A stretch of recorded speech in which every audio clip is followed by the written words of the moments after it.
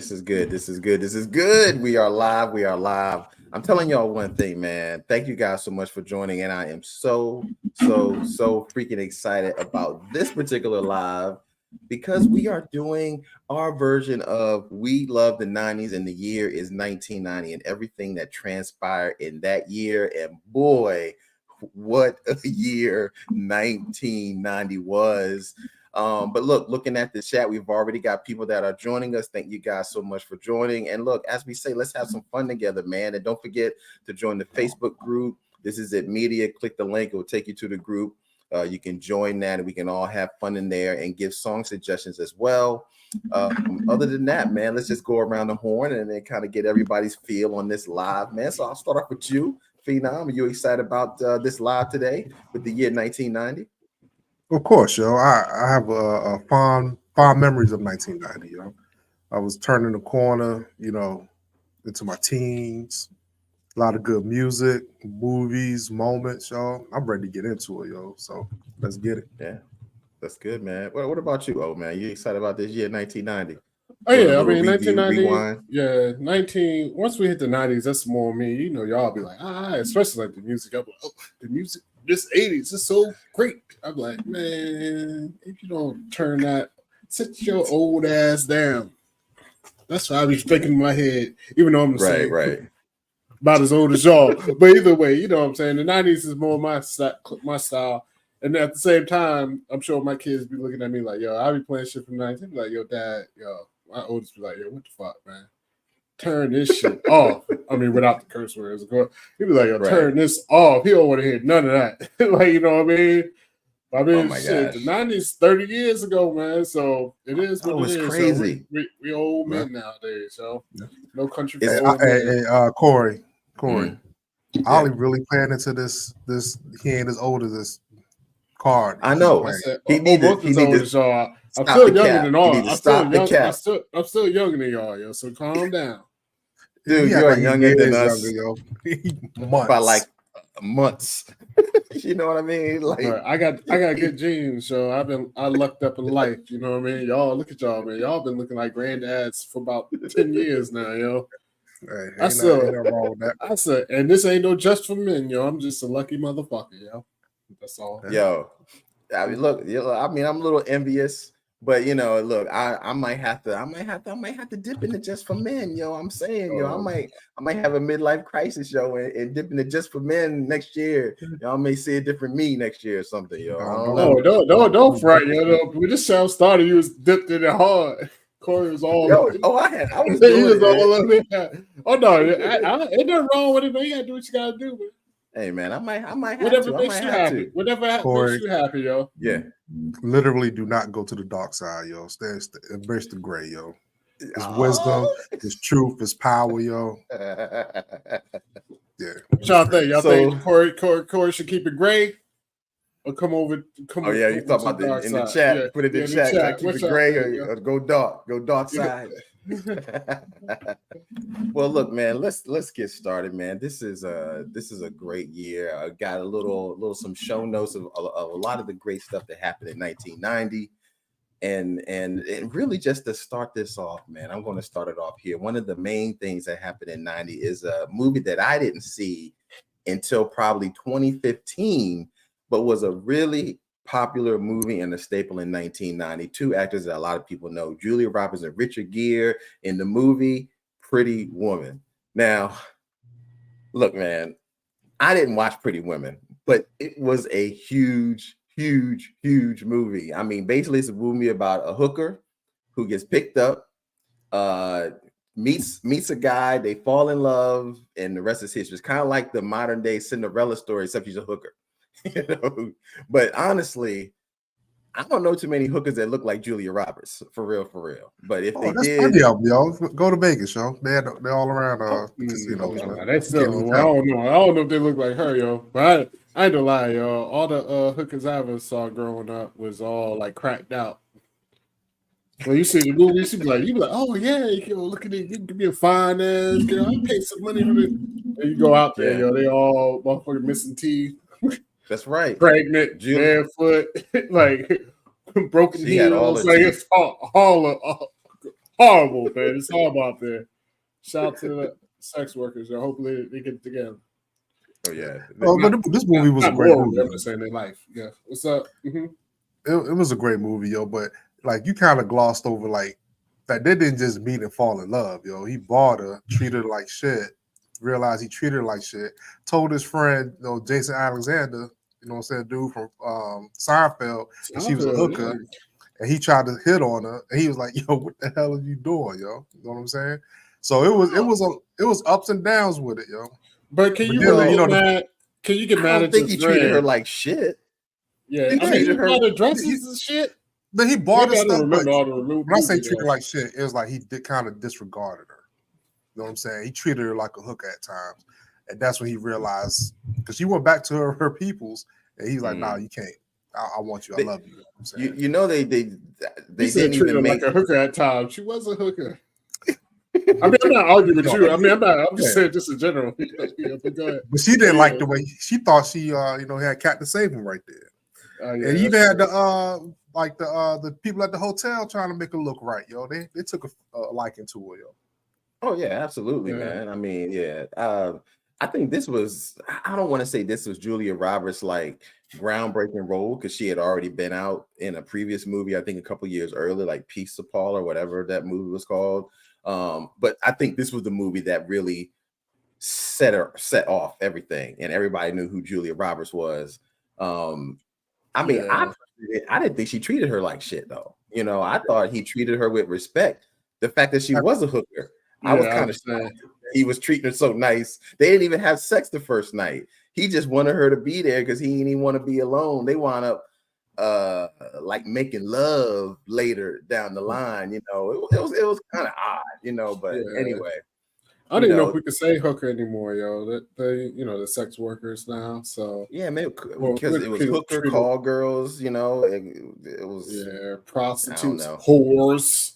Yeah. We don't treat them with respect now. So the sex workers out there. But I was gonna say, George Costanza, when he hit on her, like, could you be mad at your friend for hitting on your girl after you said she was a sex worker?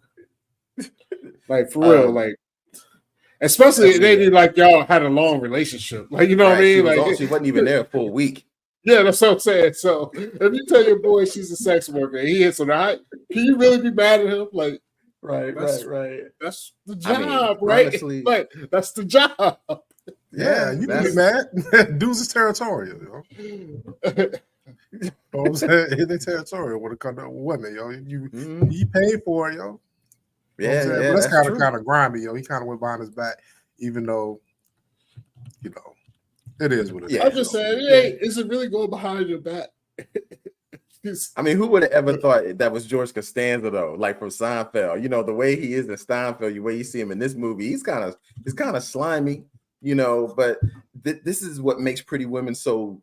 I think what makes Pretty Women such a really good movie is because in reality, she is a hooker on the street. She's working the night, and it just so happened that Richard Gere comes with the car and pays her money. And then all of a sudden we look at her from a different perspective because she's smart, she's intelligent, and she has all her teeth. Yeah, so she does. From that point on, it's like a whole different ball game. Yeah, but for keeping it together was the shit. And MCAP gave a better escort, you know what I mean? So there we go. That's what, what I'm saying. Okay, so there you go. I like that. Prostitutes, hookers, and whores. Escort. I like that. That's a good word. That's a good word. That's a good one. Anything else on Pretty Woman before we leave that type of realm and we move on to the next thing that had 1990? So no, nothing else. But before we jump too far, I just want to give a shout out to one of our people who's up here, who comes up here on a consistent basis. So, always up here keeping the chat live. Chicago Cubs 71. It's his birthday today, yo. So shout out to Chicago Cubs. Everybody give him a shout out. Happy birthday, yo. Homie turned 23 today, yo. Good job, yo. 23 when he saw Hulk Hogan get slammed Andre the Giant. Happy old guy, another fellow old guy. Happy birthday, bro. I know, man. He's right there with everything that we be talking about, yo. So Yes, yeah, sir. Yes, shout sir. out, man. Chicago Cubs, happy birthday, man. Appreciate all the love. Oh man, so let's see. And also in 1990, there's some songs in the 1990s that came out. And I think you guys are going to know about these songs. I'm going to run down the list, but then we're going to talk about all of these songs. So I'm just going to run down the list. Okay, Robin Givens, yeah, she was pretty popular in the 1990s. Nice, my bad. I was throwing up the slideshow. Nah, you good? What she was. So the biggest songs of the 1990s. Nothing That Compares to You by Sinead O'Connor. I'm sure y'all remember Sinead O'Connor with the bald head and she staring in the camera like this, crying. The Humpty Dance by Digital Underground. Huge song in 1990, man. I think one of the best videos of 1990. Michael Bolton comes out with this song, How Am I Supposed to Live Without You? I think y'all remember that one. Do you remember that one, Ali? I don't know. Yeah, because he came in strong, yo. He came in strong with that one. That might be the only Michael Bolton song I know. Like, well, I recognize because he got that voice, but at the same time, I know how can I live without you, baby. It's like, you know, he came in strong with that. I was like, all right, I know that. He did. He came in strong with the voice and the hair. Yes, sir. And Hold On from Wilson Phillips. That was another big song in 1990, and that was the biggest song in 1990. And it's funny, that's a song I do not know, man. Hold On by Wilson Phillips with the three ladies and Carnegie. Honestly, you know what I'm saying? I went and looked up because he grabbed some pictures and shit. I was like, when I first saw it, I was like, is that Ricky Lake? Let me pull this up. I was like, is that Ricky Lake in the group? Yeah.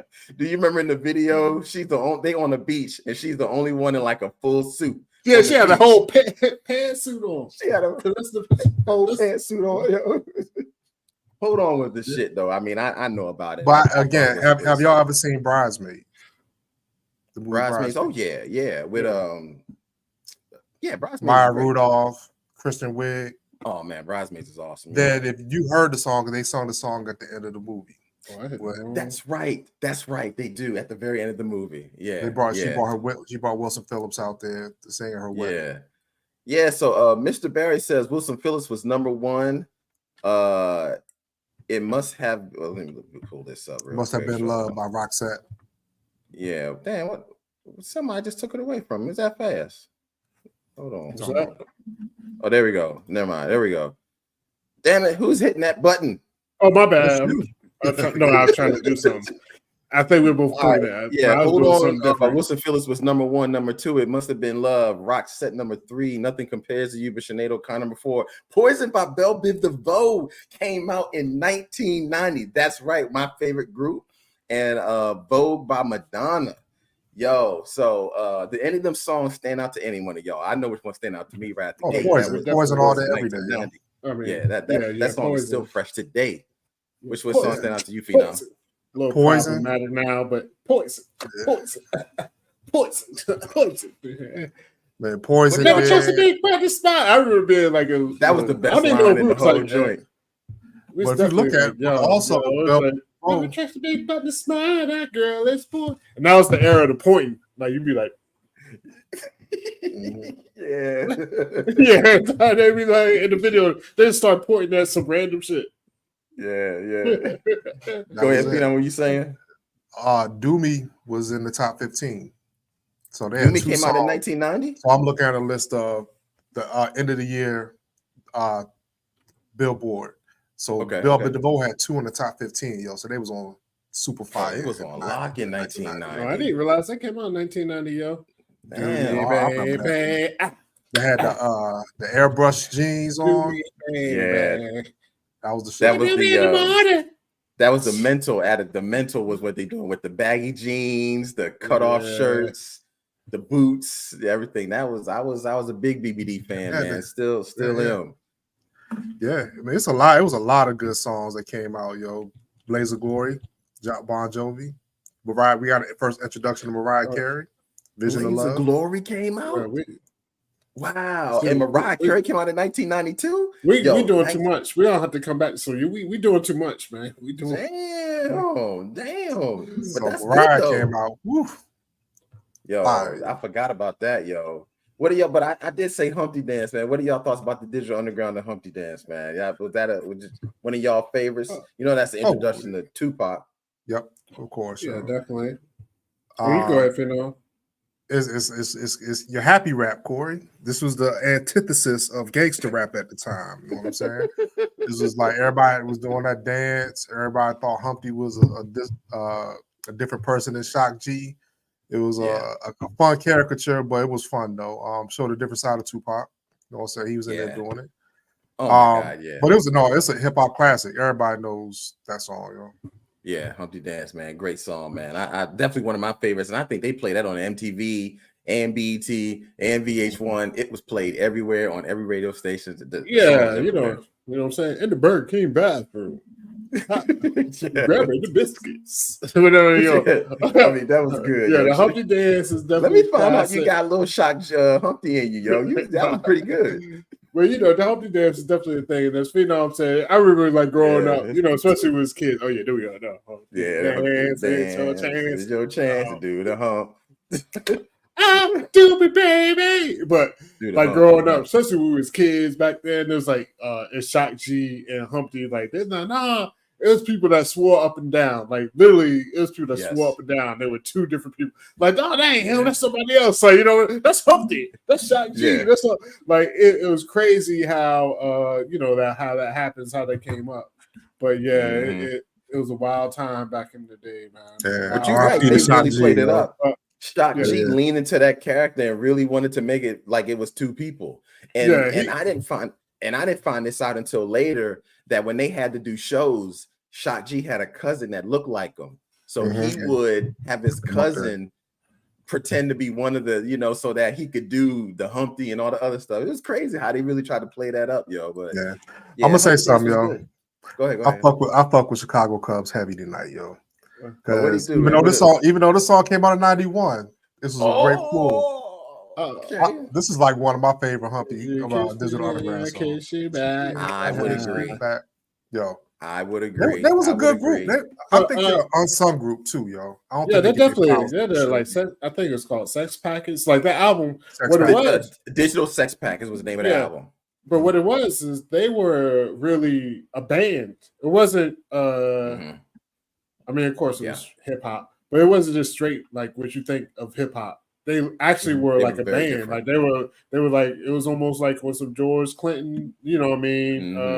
They sample Funkadelic a lot. Yeah. So I mean, and they had an actual band. Like it wasn't like when he went on tour. Like they actually had a band that played and did everything. So it was like a different vibe for hip hop. Yeah, straight up. So another thing that came out in 1990, which is kind of funny because we were talking about Pretty Woman with Julia Roberts.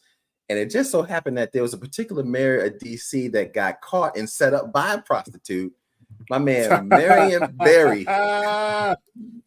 This was the year that Marion Barry, the mayor of DC, is caught smoking crack. The headlines go wild.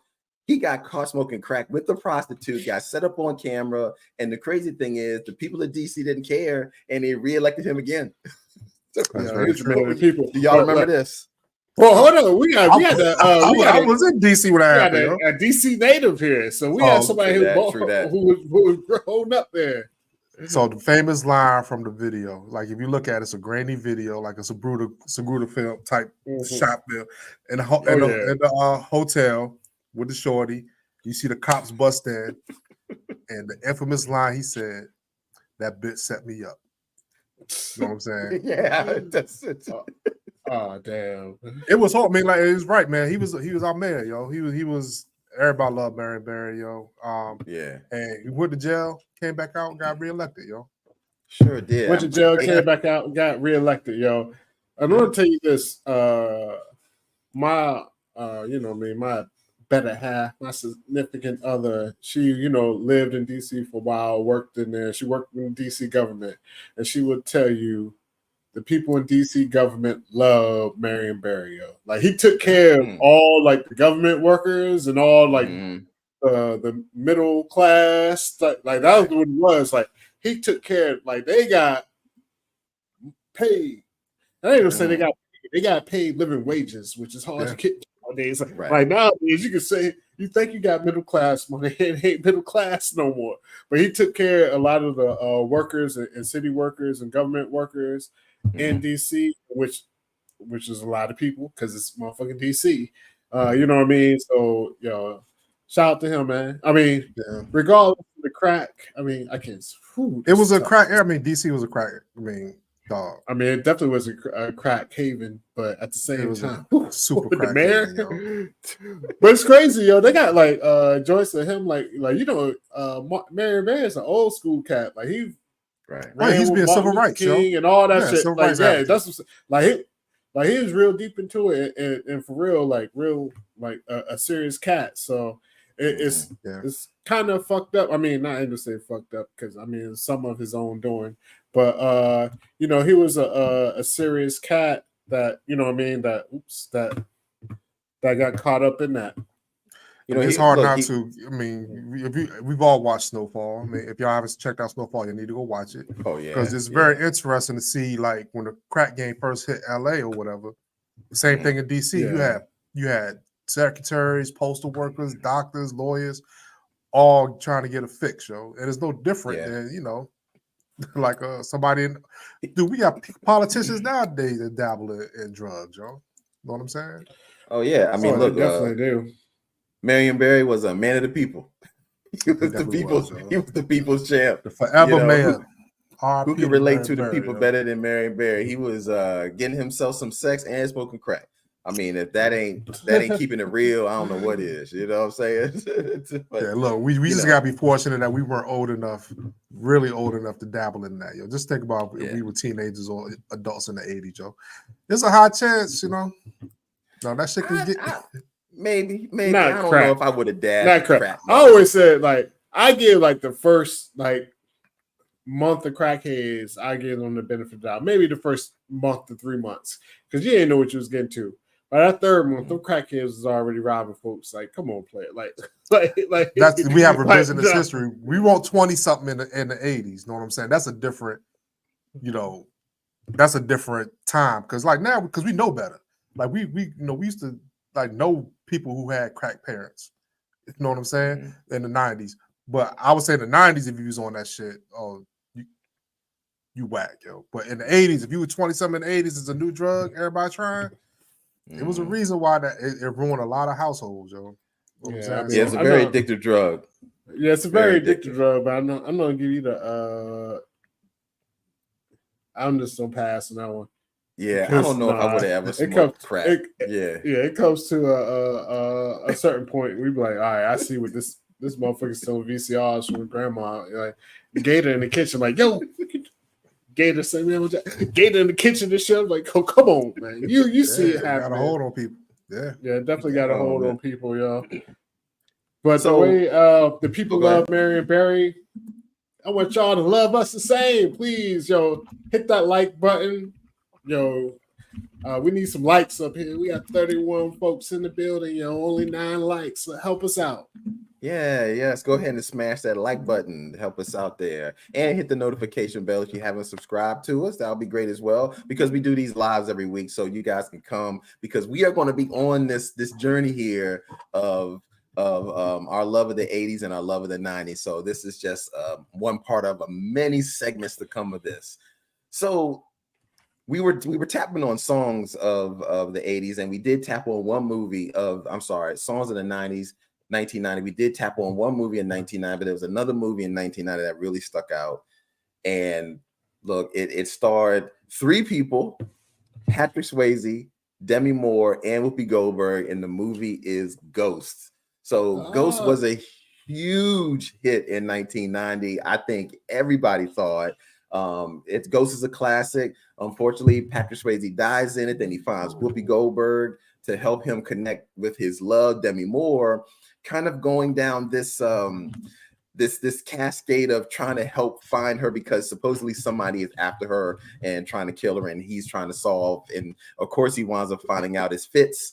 And but it's a great movie. And this was the first time that I heard the word ditto. So I will think that's I didn't even know what ditto meant until I saw Ghost. And the pottery scene here, where they're molding similar to what looks like a penis, but it kind of they were really molding that thing there. That double hand action. It was, yeah, they had oh shit! Y'all got me on film. Yo, don't nobody clip that shit. What are y'all thoughts about Ghost in general, man? Whoopi Goldberg is fantastic in this film too, man. So what are your thoughts about Ghost, Whoopi Goldberg, Demi Moore, the whole idea, and that pottery scene? It was good, yo. It's iconic. That pottery scene is like it's gonna live in cinematic lore forever, yo. I mean, it's just one of those iconic ones with Unchained Melody in the background. Check out the channel. Right. We got a review to that. This is just it was a good movie, yo. Like I said, there's a lot of stuff in the 90s I go back and watch and I'm like, it really wasn't that good, but this actually holds up. You know what I mean? Yeah, it holds up great. Patrick Swayze was on fire. Demi Moore was on fire. You know what I'm saying? Whoopi Goldberg, her comedic chops, she was on fire too, yo. I think Whoopi Goldberg won a Best Supporting Actress for this film. This movie was so good. I think. Don't quote me on that. She's an EGOT winner, so I think she won Best Supporting Actress for this film. Yeah, shout out to Tracy Jordan on that, getting that EGOT. But So have you seen Ghost, Ollie? You've seen it, right? I can't lie. I haven't. I will admit, I don't think I've ever watched it all the way through. I've seen a lot of scenes from Ghost. Like it used to come on TV a lot. Like they used to play it on TV and stuff. But I don't think I ever watched. I know the whole plot because I will say I've seen the whole movie. Have I seen it in one sitting? No. Like you know what I mean? It's like I just seen like 10 minutes here, 10 minutes there, 30 minutes here. Like you know what I mean? I mean, that's not. I ain't no friend. It's not my type of movie. You know what I mean? It's a little bit too really. Oh man, you missing out. It's a little bit too what? Romantic. Even though I watched some romantic. It wasn't that romantic. Look, it's really not. I don't know. Just for like the beginning. It's something about like Whoopi was when Whoopi was motherfucking bringing in Patrick Swayze, yo. Right. It was just, and Shorty Demi Moore was just believing it. Like, this is what I tell you. All right, yo, Phenom, what if this, yo? What if motherfucking Corey, give me a name, yo, any name. I just thought of Demi Moore. That's the first name I thought of. You give me your name. Moore. Okay. All right. Shock G. Shock G came to you, Phenom. He was like, yo, I'm you know what I mean? I'm a medium. I got it all. Boom. Even prove to you your significant other that happened to pass away was like proved everything. You knew it was real. He was really real. Like, yo, he was really real. You don't all of a sudden be like rubbing on Shock G, like, yo, this is him. I mean, like, look, I'm about to take your logic, yo. I'm about to take your logic. How many times have Ali said, yo, it's the movies, yo? You gotta suspend your belief, yo. It's supposed to be a movie about love, obviously. Yeah. So, but to your point is there's some parts that are romantic, but the gist of the movie is trying to catch that shady find the killer, right? Yeah. Trying to catch the killer. Trying to catch the killer. And it has some deaths in it. You know, the mediums, I mean, the ghost was killing people. Is that on the train, taking people to hell and all that stuff? Yeah, so that was crazy. Yeah. It really had you thinking about the afterlife a little differently, and just being able to talk to people. It was a great movie. I mean, it's not as romantic as you think. The most romance in the movie is in the beginning, is the pottery scene, because most of the time, Patrick Swayze doesn't even say "I love you." He says "ditto" the whole time. So that was his thing, yo. The majority of the movie is Patrick Swayze trying to he's fucking with Whoopi Goldberg the whole time, and she's like, "Leave me alone." That's just great. Shout out to Karen, because there is this one part in the movie where Whoopi Goldberg like, "Girl, you in trouble." That shit is funny. That. Yeah. It's classic. Was that after the bank scene? Was that they was coming out the bank or before the bank? I can't remember. Whoopi Goldberg went to the bank. That was when she was trying to do all the ghosts, and I don't remember. I can't remember. It's been a while. I can't remember what scene that is, but I remember that line. That was a great line. But yeah, the movie's really not. Yeah, get off my train. Get off my train. Oh yeah, the guy that kept knocking all the newspapers and pushing them and stuff. Yeah, the scary looking dude, yo. Yeah, so she did win Best Supporting Actress for Ghost. So good pull. I Corey. thought so. Yeah, I thought so. Yeah, she did really good. And I thought that was my first time meeting Demi Moore. So I had never seen Demi Moore before until You then. met her So before? I mean, met her. I'm sorry. I felt like I met her after watching that movie. I felt like my hands felt like my hands were on the pottery with her, yo. You know, for real. Yeah, I feel you. Yeah, I can't wait. Definitely enjoy Demi Moore. She was good. She's a great actress. She is a great actress. So, like you said, this is probably my first memory of her. I don't know if she was in something before this, but she probably was. But I probably not on the brain. But so shout out to her, and of course, Pastor Swayze, R.I.P. Yeah, Patrick Swayze, Roadhouse. man. Yeah, I don't know if you're a ghost, can you do the roundhouse kick? Can he do that roadhouse kick? Fuck somebody up. You know what I mean? He was starting to learn how to touch people in that movie, though. Yeah, that's what I'm saying. He got the Yeah. dance. He got the dirty dancing down. He got the dirty dancing down there. Or the pottery. But can he get the roadhouse down? Can he do that? They got a new roadhouse coming out on Amazon, yo. Yeah, with Jake Gyllenhaal, yo. Yeah, with Jake Gyllenhaal. Yeah. I ain't gonna lie. I'm gonna look at it kind of side eye. I'm gonna see what it's like. It might be fire, but I'm gonna be judging it, yo. Shout out to Roadhouse. Look, I'm with you, man. I'm cautiously optimistic. Yeah, that's what I'm saying. Cautiously optimistic. Just don't know. So we're gonna move. Was there anything else, Phenom? You had anything else you wanted to bring up or anything before we move on to the next? Not on Ghost Show. Not on Ghost Show. We keep moving on. All right. So look, we were talking about some hot artists that were in 1990, and we did see it earlier in the chat. That I did see it earlier in the chat where somebody brought it up, but there were two particular artists that came out within a couple of months of each other that had two hot singles out at the same time. Oh shit! My man MC Hammer with You Can't Touch This and Vanilla Ice with Ice Ice Baby came out in 1990. Now, I'm not going to lie. I'm going to be straight up. I freaking love Vanilla Ice, Ice Ice Baby. That was my shit. I mean, if somebody said they weren't rhyming that song, come on, who didn't rhyme Vanilla Ice, yo? Come on, yo. That's the one you went to first? Well, yeah, I'm gonna let it go. I'm gonna let it go. Go ahead. We got concrete proof. I did like it. I'm not gonna lie. We got Ice Ice Baby MTV Spring Break review on the channel. In that review, Corey said he liked it. Ollie said he liked it. Oh, I like Ice Ice Baby. I just can't go first on that one though. What? Yeah. Okay, so we'll go first then. You can't. Yeah, there we go. Thank you. I knew I saw it earlier, Karen. Thank you. You can't so what you going? Since I can't go first with that, then what you gonna go with? You can't touch this? Nah. We don't run with it, yo. Shout out to Ice. Vanilla Ice, yo. Honestly, they both came out at the same time. Yeah, when Hammer came out first, it was a better record, but Ice Ice Baby was still fire. I can't lie, yo. Everybody was like, turn on so my hair can't blow. Rolling. I don't know from all the words, but I have to hear it because it's been a minute. But yes, I'm Ice Ice Baby, collaborate and listen. Ice is back with a brand new invention. That's what Oh yeah, Vanilla Ice is this thing, man. For real. It's crazy because rap was at a different time for both of these gentlemen. Rap was at a totally different time. If they would have came out now, not with that same music, but like the same kind of.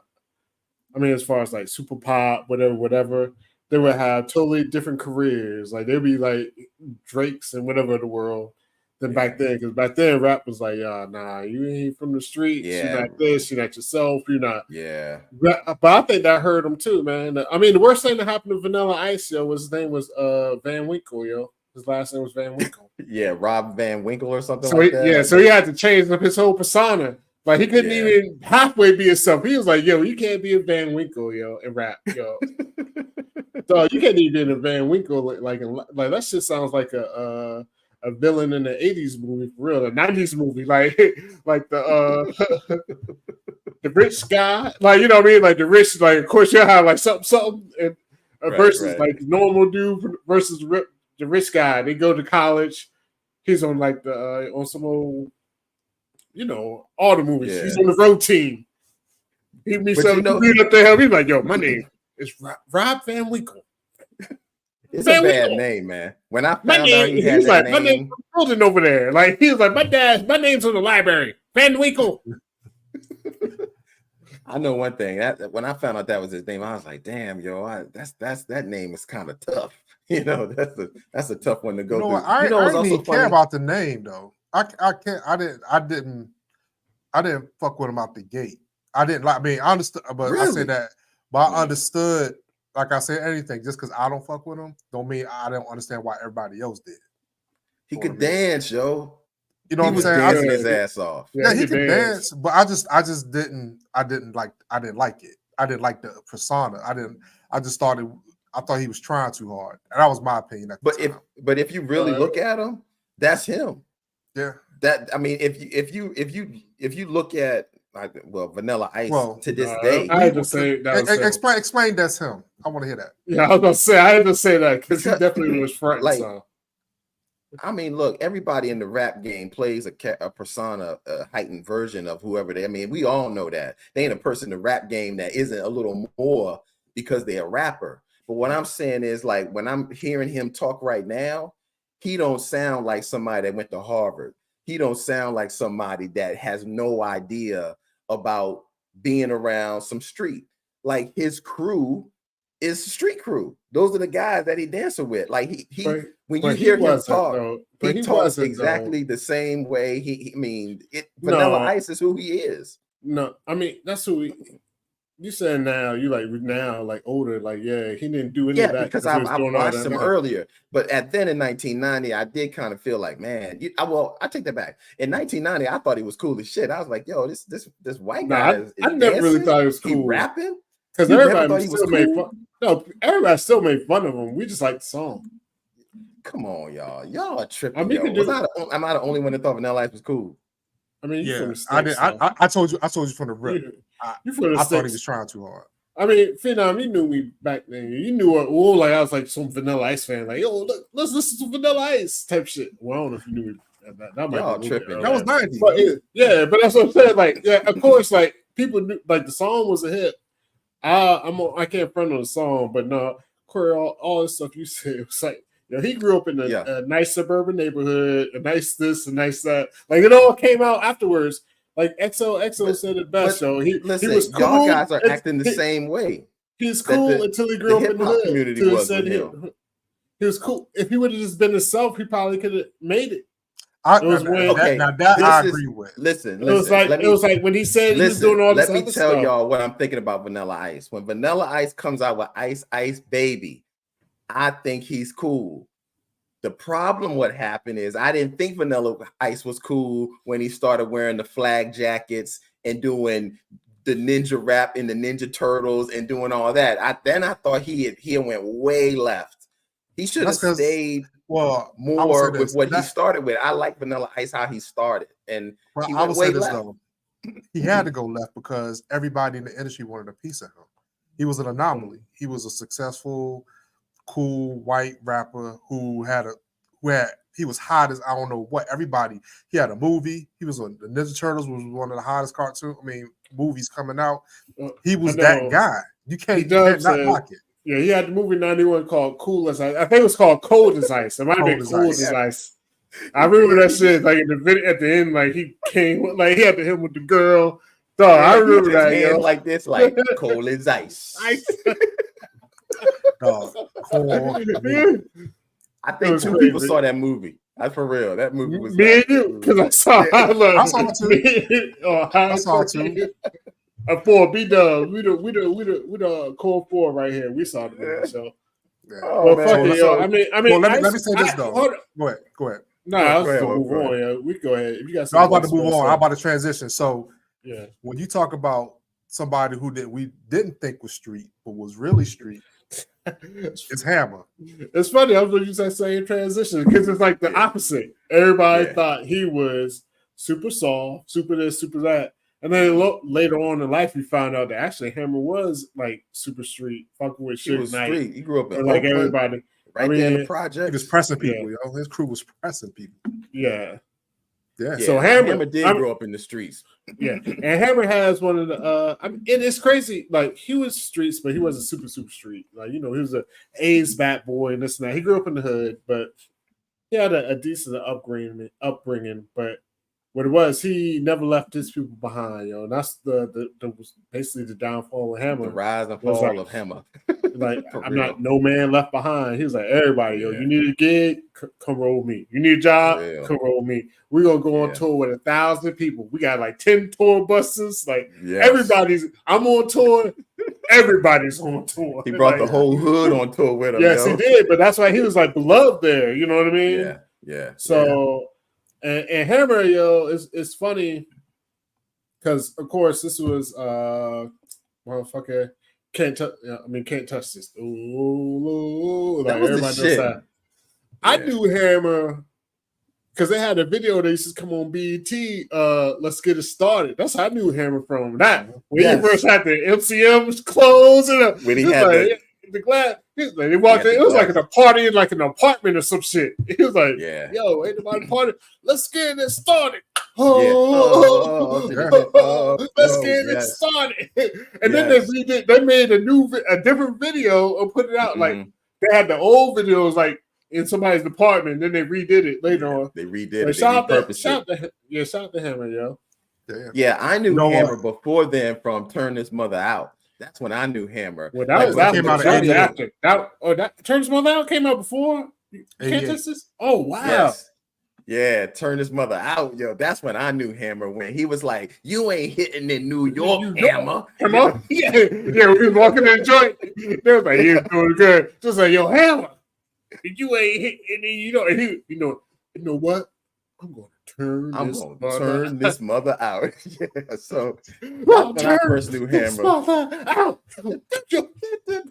Hammer was the ultimate. that brother. That's why I love Ultimate entertainer. Like, when I look at it, and this is, he did a pivot that ruined his career. But before he pivoted, if he'd have stayed in that performer niche where he's just a rapper and dancer, he had entourages on stage. The choreography was great. Full of energy. He never seemed like he was tired.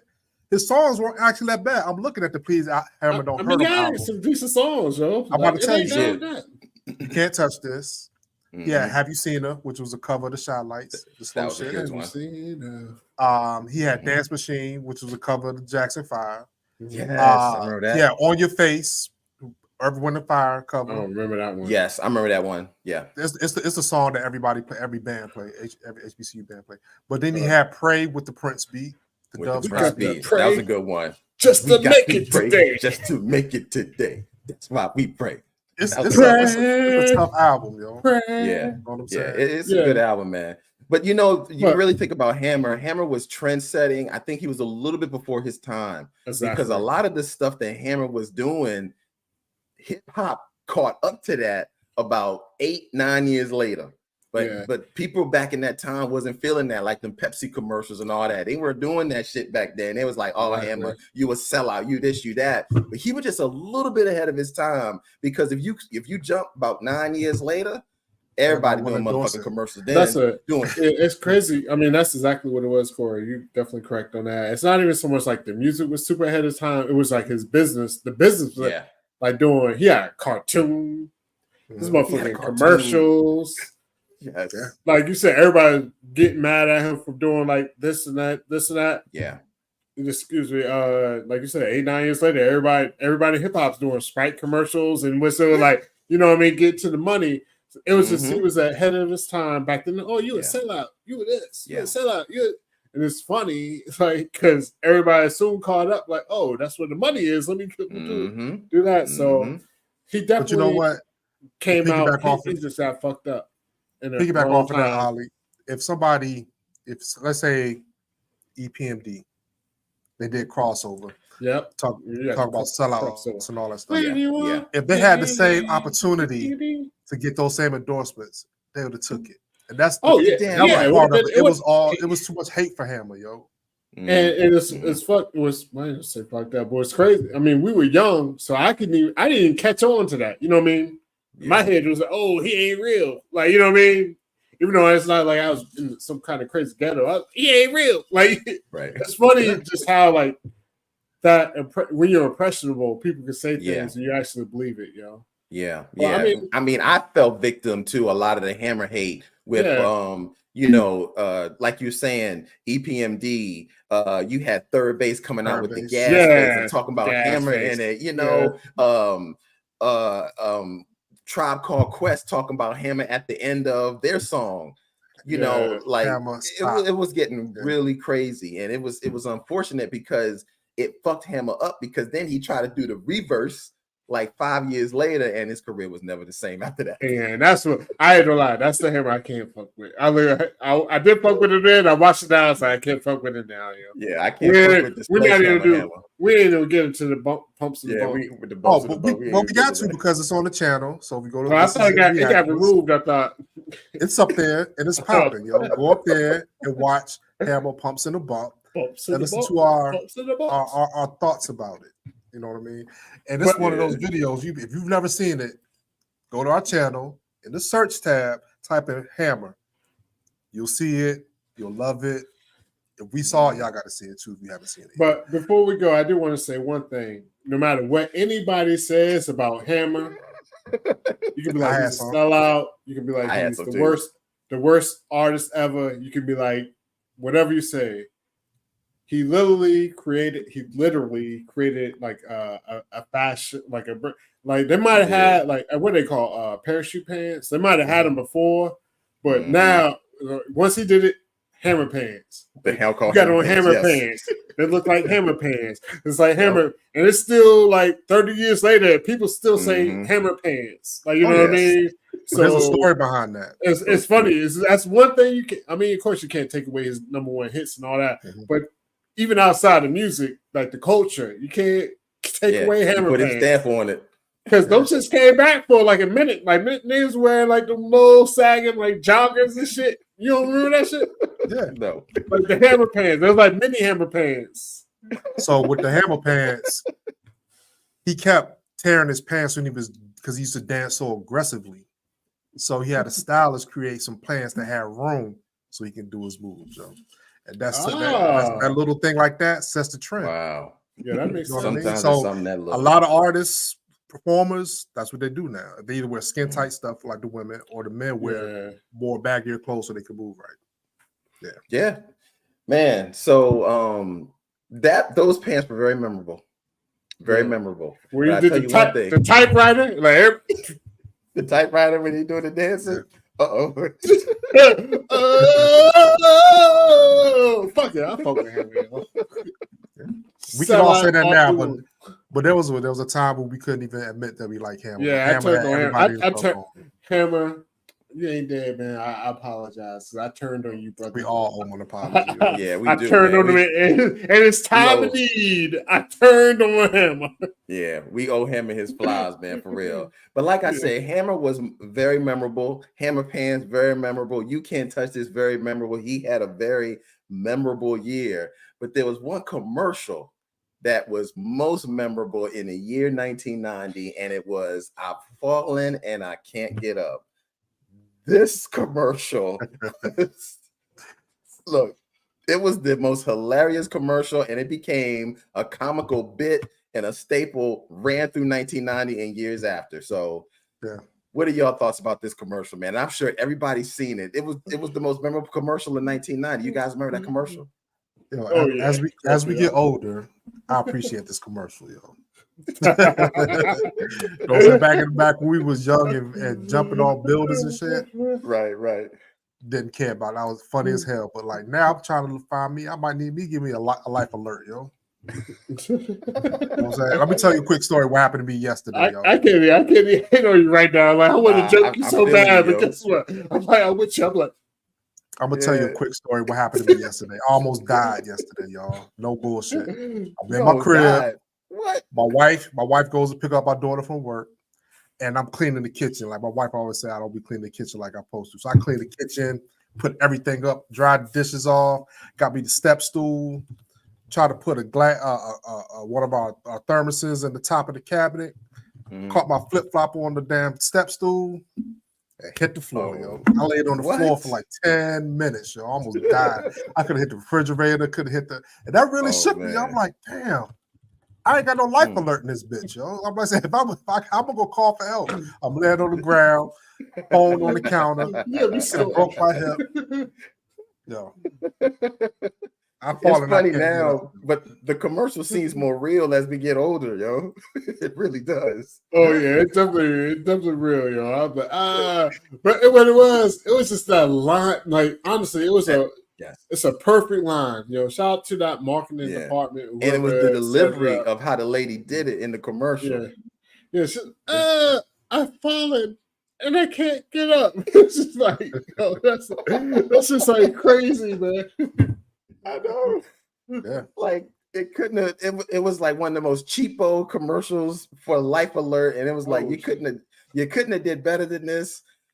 Oh man, the commercial is like ridiculous, but memorable to say the least, man. Memorable to say the least. Oh yeah. All right. Anything else before we gonna move into the? No, I'm with Phenom, yo. It's definitely one of those things you appreciate as you get older, yo. Yeah, definitely. I take me a little Life Alert right now, yo. So we're gonna jump around a little bit. I'm gonna jump down to another topic, and I think you guys will all enjoy this, man. It was one of we all know about Saturday Night Live and Mad TV. Mm-hmm. But this particular sketch comedy show came out in 1990 and it started the careers of so many people. Who the hell remembers In Living Color? I freaking loved it. I had no idea, but In Living Color debuted in 1990, and this was so good. It started the careers we already knew of Jim Carrey, Tommy Davidson, Jennifer Lopez was one of the Fly Girls. Oh, don't worry about it. Jim Carrey, Tommy Davis. I said Jennifer Lopez. And also Jamie Foxx was on In Living Color. But this was the funniest sketch comedy show in 1990. I mean, nobody was even watching Saturday Night Live. They was watching In Living Color. This show was so good. It had iconic characters like Fire Marshal Bill. Yo, Blaine and Antoine. Yeah, David Allegre, David Wayans. Homie Clown was one of the character. The Mo Money crew, you know, like Mo Money, nobody. Who? Frenchie with Ken Alvarez used to wear the Jerry curls. Yeah. Oh man. In Living Color, you know, there's been something going around in the interwebs talking about Super Bowl. How In Living Color changed the Super Bowl game. I've heard that. Super Bowl halftime show. So harking back to 1990. I'm about to put my Sophia Petrillo hat. Picture it, 1990, yo. Yeah. No, let's jump around for a second.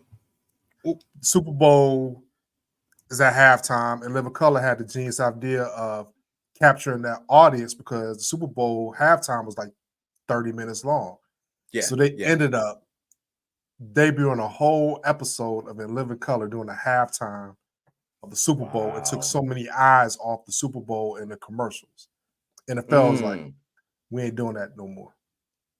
We ain't doing that no more. So that's why we have all these big Super Bowl performances like Michael Jackson, because you got to keep the audience there. You got to keep them on that channel so they can see those. And what's the biggest thing now? Super Bowl ads. They got whole rankings of Super Bowl ads because In Living Color came in and changed the game with it. It was smart. I never knew that. So that's why they make such a big deal now with getting the big halftime show performance and the Super Bowl ads running during the commercial breaks. Oh, I mean, during the halftime show. That's amazing. That's amazing. Men on Football, Blaine and Antoine. Yes, Men on Film. They be like, hated it. Yes, hated it. That was the line, yo. That was the line, yo. That was one of the lines of the 90s, yo. 2 snaps in a circle, 2 snaps, 2 snaps and a twist. Oh my gosh, yes. That's when you get away with a lot of stuff too, because they were making fun of everybody. They made fun of Vanilla Ice. Jim Carrey did Ice Baby. Right. He did Ice He's Baby. white baby. You know what I'm saying? They made fun of Al Sharpton. They made fun of evangelical Ice Baby. Oh, that was hilarious. So, yes. You know what I mean? They did Arsenio Hall. They did the heavyweight champs. They did Mike Tyson, Sugar Ray. Sugar Ray, that was pretty 3 champs funny. and a baby. That was what 3 it was. champs. Yo. Yes. Yeah. Jim Carrey. So let me ask you this though, because I think out of all the people, Jim Carrey probably had the most meteoric rise from there. Yeah. What's your favorite Jim Carrey movie? Jim Carrey character. I mean, Vera DeMarlo. What's your favorite movie? Because characters, we got. I'm talking about it catapults him into the stratosphere. What's your favorite Jim Carrey movie? Oh man, you can only pick one. I got one, and I can watch this movie all the time. Liar Liar.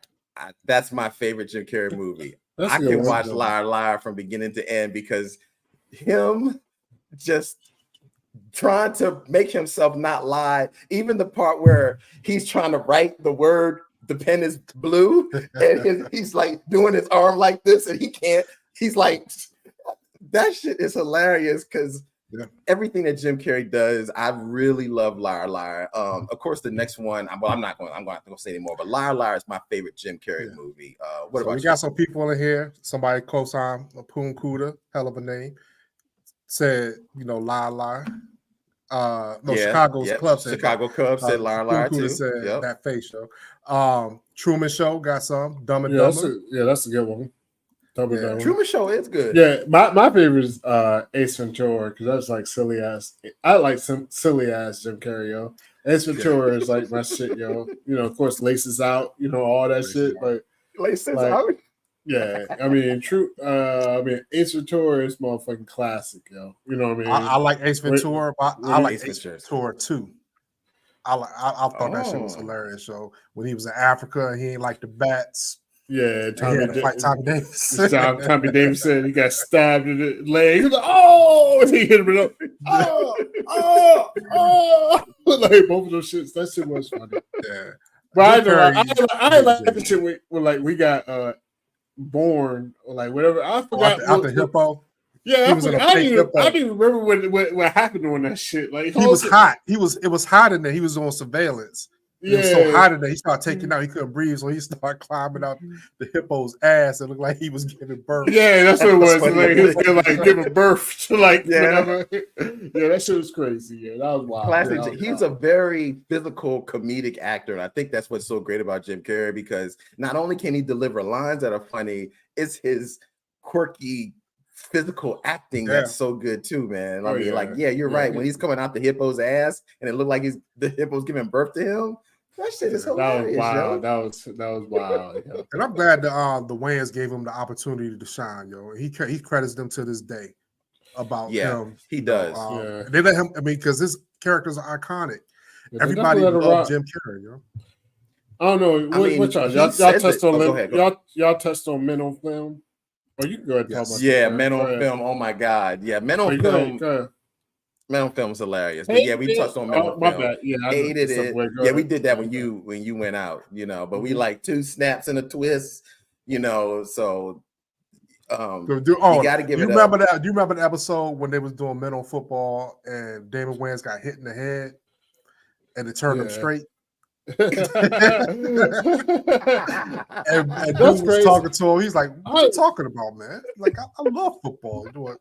He just you gotta think about it. Like, this really, like, that shit. Not half the shit probably couldn't even come out today, yo. That's just so crazy. Yo. You think they can do a Men on Film right now? Do you think they can do a Men on Film right now? I don't think so. I don't think they would get green light. It might be on YouTube, but they ain't gonna like put it on network TV. Yeah, it wouldn't be on network TV. It'll probably have to be on something like a streaming channel. Like that's what I'm saying. I can see it on some other shit, but would it be on Fox right now? No, they wouldn't. They wouldn't allow it. It's a shame because it wasn't like they were trying to do something bad. It was just comedy, and it wasn't even like in a hateful manner, it wasn't in a but hateful it was just way. like, it was just comedy, So, I mean, even Jim Carrey playing Vera DeMarlo, like being a woman bodybuilder. That probably can't come out today. And they'd be like, they probably wouldn't let that come out. They'd be like, what's down here? Why?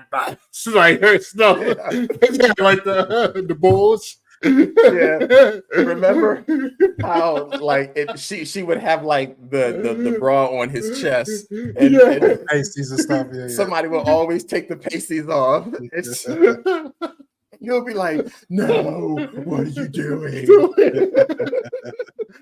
Yeah, She that's had what I'm that saying. laugh. Like Oh, that God, crazy God. stuff could not, like, it's fucked up that it couldn't happen today. Because even if it's not in a hateful manner, you know what I mean? Yeah. I can understand if it was like some old hate shit, like, you know what I mean?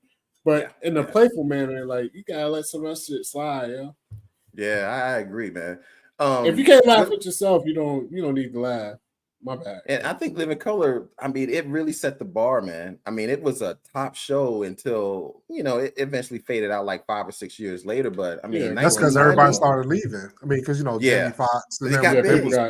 people got big. People got big, so it wasn't the same cast anymore. I mean, but all the main stars that made that show great: Tommy Davidson, Keenan Ivory Wayans, Damon Wayans, Jim Carrey, David Allen All Greer. of Even J Lo left the Fly Girls. And yeah, she, the Fly come Girls, on. yo. As a Remember the Fly Fly Girl, Girls? she was. I used to love the Fly Girls, man. They were always dancing in the beginning. I mean, that was but great. and Living And Color was like one of the biggest shows to bring on hip hop acts too. That was part of the show too. So you or R&B singers, what have you, because you got the skits, but they also incorporated hip hop into the show because with the '90s. I remember Heavy D I always had was one of like, the best yeah, ones. and when they go out, when it was going off, they used to have people perform sometimes and shit. So shout out to them, Yeah, yo. I fuck with And, Chicago Cubs again. He said Heavy D. We on yeah, he did the simpatico, intro. yo. Yeah, he did yeah, the I intro. forgot he did do the intro to Living Color. Shout Yeah. out to Heavy D, R.I.P. You know what I mean?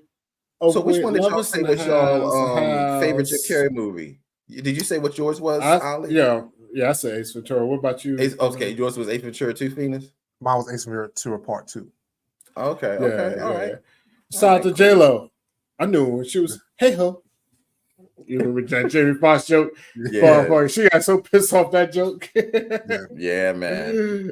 I mean, you got to give it up, man. The Fly Girls, I mean, you got to give it up. And Living Color put a lot of people's careers on the map. I mean, it really did. It really, really did. So yeah, Vera DeMarlo and the horse steroid laugh. Yeah. Yeah, she definitely had that laugh. Yeah. That shit was crazy. Definitely was crazy, yo. Yeah, Jim Carrey was just great, man. He definitely acknowledges that he would never be who he was if they never gave him a shot, because he went to lots of people and nobody gave him a shot. Yeah, somebody else had mentioned it because he tried out for SNL and got turned down. Yo, it got turned down. It's crazy. Yeah. Oh man, so that Living Color, man, definitely a staple. One thing I want to talk about that was a big song of the 90s, and we'll just talk about it real quick because we've been talking about songs of the 90s. Groove is in the Heart by D-Light was a big song of the 90s too, with the song in the video. It had this psychedelic video that played on MTV and VH1 all the time. And if I'm not mistaken, Q-Tip was in the video. He had a little rap at the end. So I thought that was pretty cool. I wasn't a huge fan of the song, but as time went on, it grew on me. But it wasn't a song that I was definitely a solid song. Yeah, definitely. All right. I know.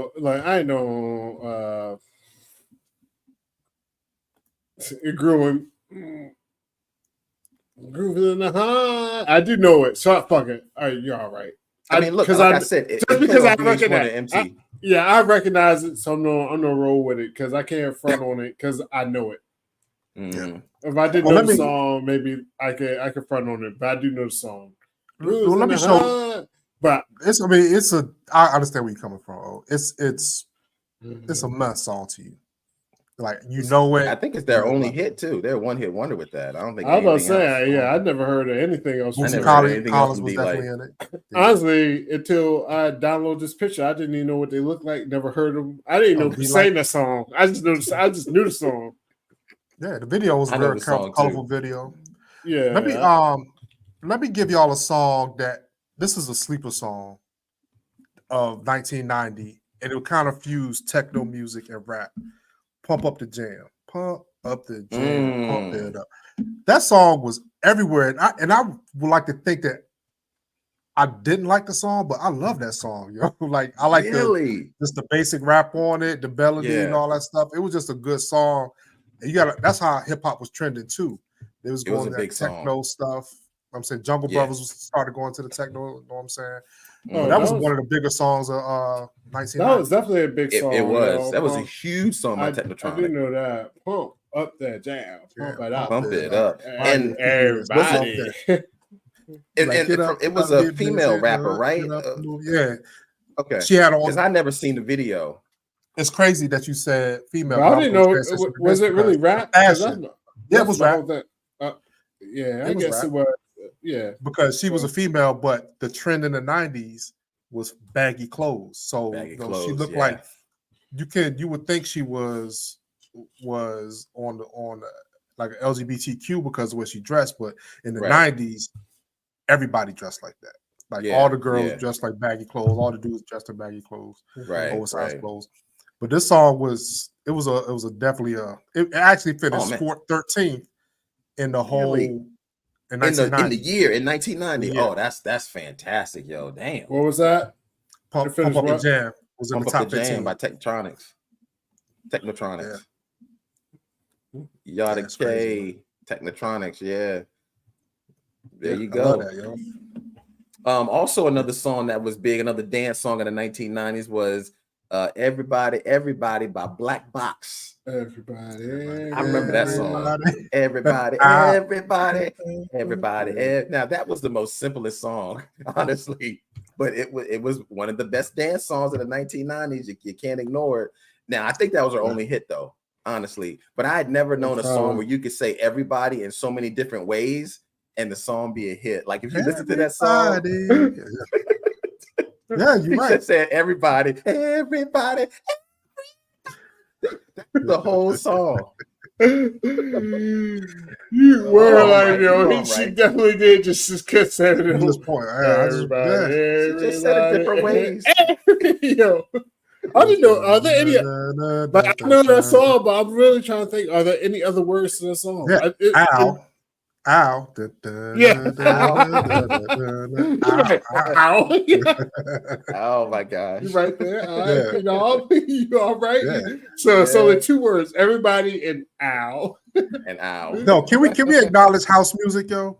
Yes, sir. Like I didn't think I liked house music, but then I look back, I'm like, no, that shit had us moving, yo.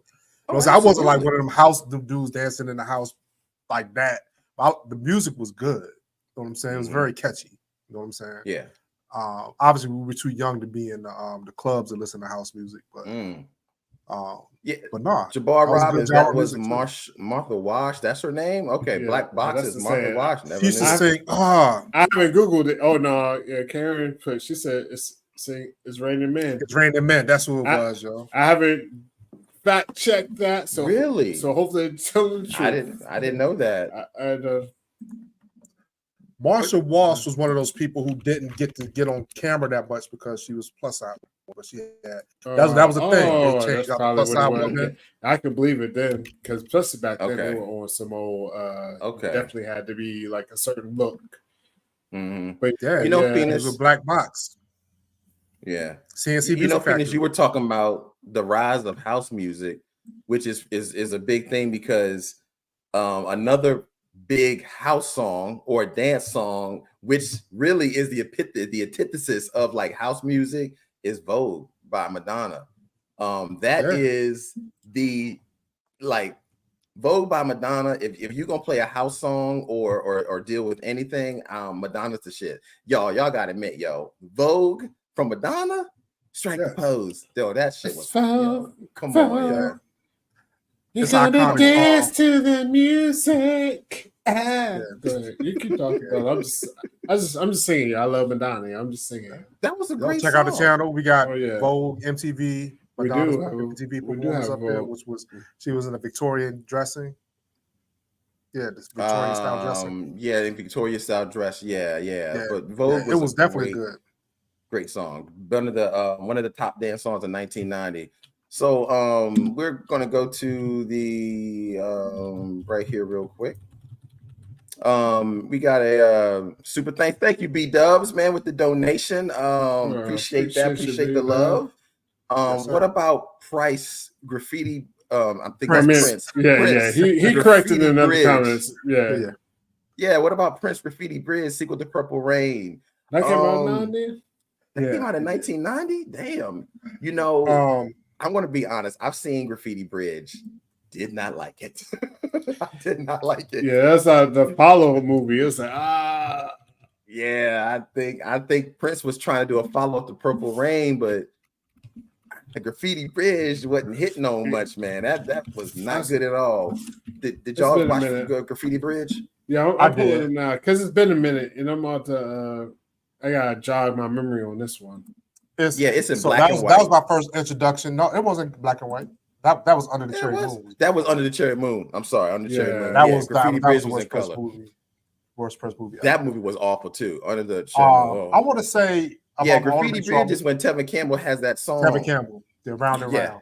Oh yeah, the Round and Round. Oh God, yes. And he also had. I like the song, man. That's a good song. Yeah, hold on, say, hold on. Okay, I take it back. I do like the song. There's a part in there I don't like. You don't have to take it back if you don't like it. No, I do like the song. Yo. I do like the song. There's a part in there I don't like, but Tevin does, and I'm like, oh damn, Tevin. You know, but the song is a good song though. But Graffiti Bridge, man, I didn't really like that movie. Did it come out in 1990? I do remember that, yeah, because he challenged Morris Day, like Morris and them. Yeah, I do remember that now, yo. Yeah, that one was a little suspect, yo. With Thieves in the Temple, like B-Dubs, he said the movie's not great, but the soundtrack is dope, which is that might be true. Because Thieves in the Temple was my shit, yo. Thieves in the Temple. I do like Thieves in the Temple.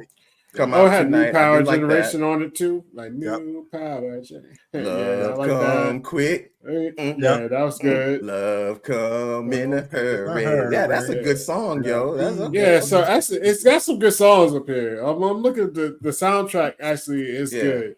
The movie, but what we love Prince. We love Prince for movies, and we love him for his music.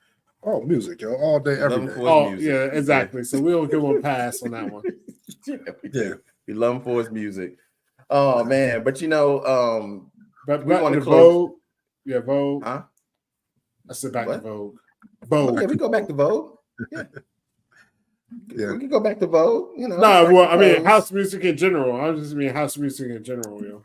Yeah, I mean, I think Vogue is like the house song of the 1990s. Yeah. I mean, now I'm not going to take anything with Pump Up the Jam and everybody. No. But in 1990, I think Vogue is the house song. And then it just transcends generation because right now, I don't care where you're going. If you go to a house and there's a house battle, they're going to Vogue. They're going to Vogue and they're going to do the duck walk and they're going to do, all that stuff. And so. Yeah, the only thing, I mean, you cleaned it up. So I'm just going to be like, you cleaned it up. What? You said Vogue was the house music of the 90s. And it set it off in 1990, the beginning of the decade. But it's only one house music song for the whole 90s. And Phenom already did this. So I'm just going to what is it, Phenom? What is that? I want to say it's one of those things where you got to step back and motherfucker get in the middle of the circle. Yes. The percolator, yo. Time for the percolator. It's time for the percolator. Like, that's the only song, house music song in the 90s that can ever rock. It's time for the percolator. It's time for the percolator. It's time for the percolator. Yeah. The percolator is. Yeah. Does anybody have any idea who made this song? I have no idea. I know. It's like I just know that song because I know the song because they play it everywhere and I love it. Like it's the greatest song ever. Green Velvet is the name of the group. Red Velvet. If you guys have never heard the Percolator, Green Velvet. Type in the Percolator, the best way you can spell it, and you'll know we talk about this. The best way just Q later. PERQ later. Yo, the percolator, but it's just the legs. When you see the legs, you go. I know it may look funny on camera, but anybody who's been in there seen the percolator, like it's like Percolator is definitely the greatest. To me, that's probably the GOAT of house songs. Yeah, I could definitely say so. The Percolator is definitely up there because when that beat drops, it's on. Yeah. I mean, if it's Just on, YouTube Percolator beat, yo. Know what I'm saying? Yeah. Definitely. But I gotta say this though, because this came up a million times in the chat. Because y'all keep talking about house battles and all that stuff. 1990, this kind of ties everything together.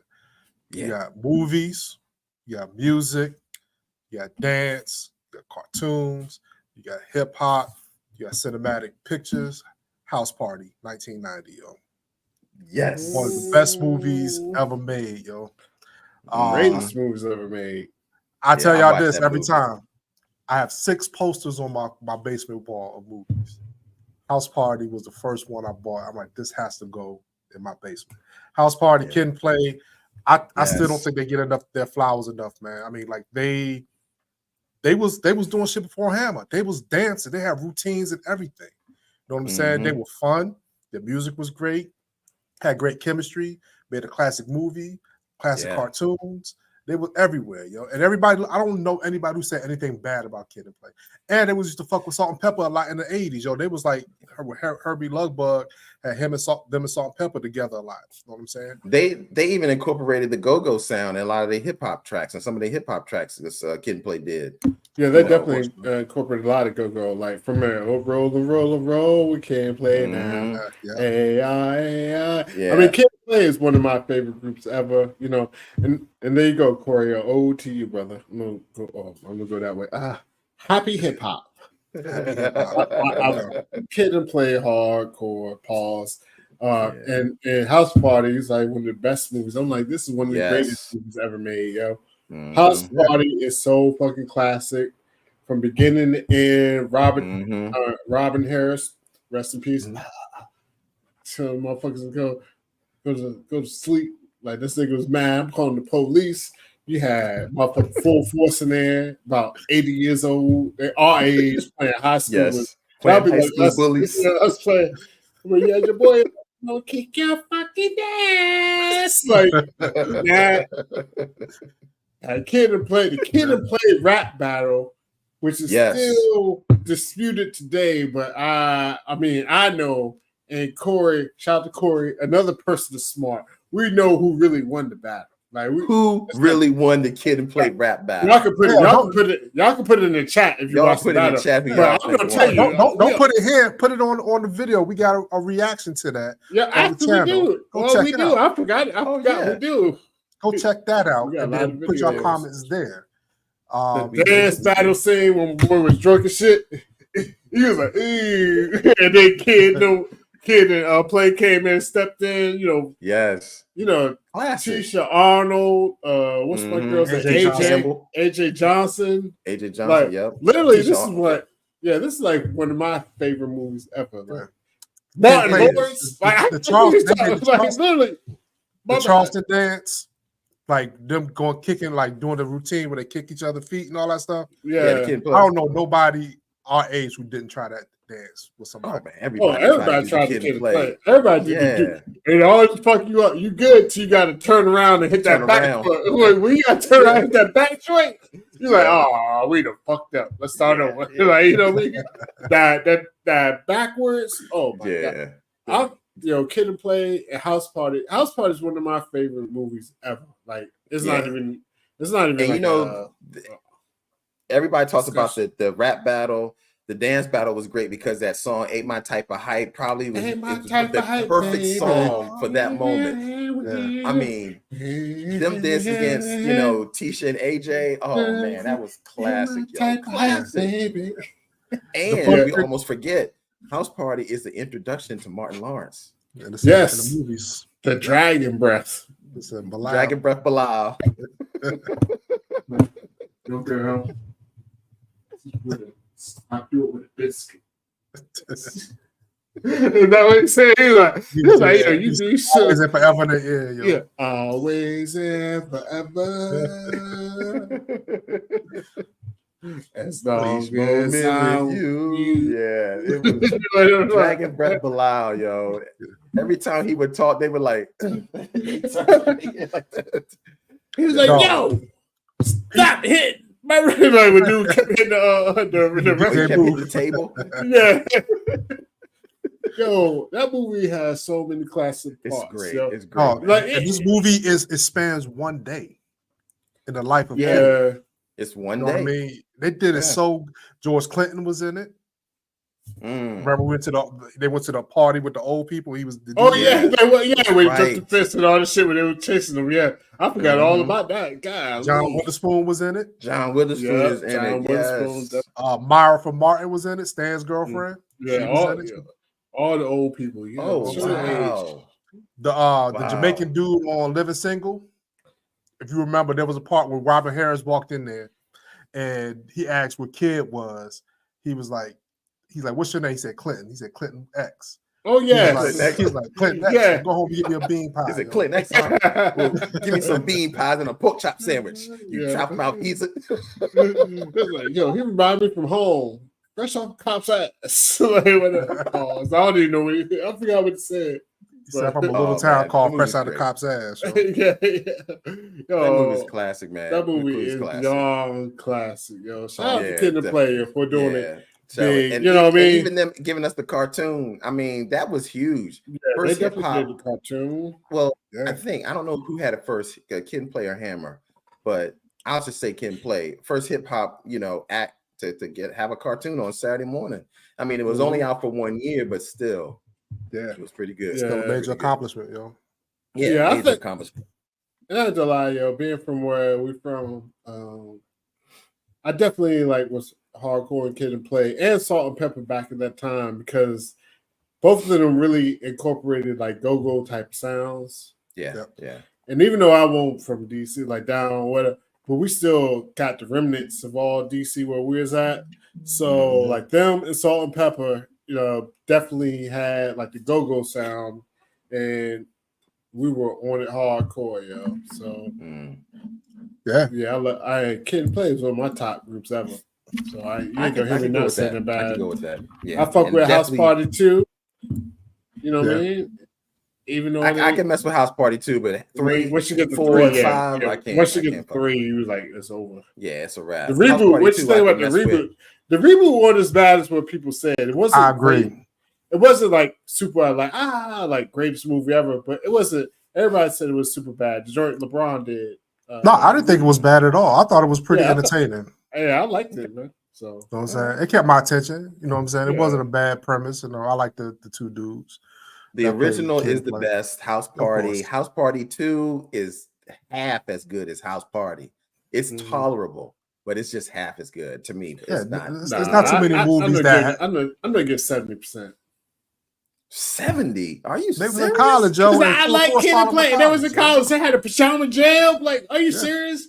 We have a board for young black teenagers in the joint. The white dude. Yeah. The white dude. Yeah. How you have a whole group of white kids called young black teenagers, yo? It's a real thing. That's true. People do y'all Googles, type in young black teenagers. Yeah, what was I tapped the 40 year twist. Tap the 40 and twist the cap. That shit was fire though. I ain't gonna lie. Yeah, it was a tight song. It was a tight song. I ain't gonna I like House Party 2. Was it a great movie? No, I'm not gonna argue on this. It's a great movie. Right. It was enjoyable, but once you got 3, like you said, it's rap at that time. Oh, it's major rap. Major rap. All right, so we're gonna round out the biggest things in the 1990s. We already talked about the songs. We talked about there's another movie that came out. We already talked about Goodfellas. Goodfellas came out in 1990. We've already talked about that in the channel. That's with Ray Liotta, Robert De Niro, and Joe Pesci. Great movie. We got live on that. We got live about the best gangster movies. So we got a lot about that. So go check that out. And Edward Scissorhands, starring Johnny Depp, came out in 1990, directed by Tim Burton, who Tim Burton also directed Pee-wee's Big Adventure. Did not know that.